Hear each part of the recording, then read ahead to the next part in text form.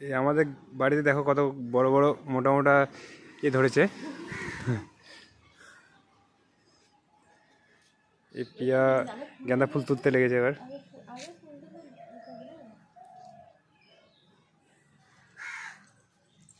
আর এই হচ্ছে পালং শাক, আমার বাবা লাগিয়েছে।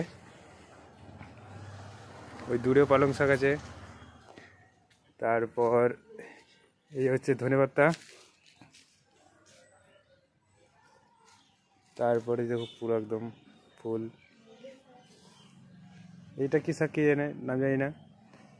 আর ধনে পাতার ইংলিশ নেম কি ওটা কেউ যদি বলতে পারো কমেন্টে লিখো। আর এই পিয়া ফুল তুলেছে এতগুলো, আরও তুলবে এখনো। আইয়ো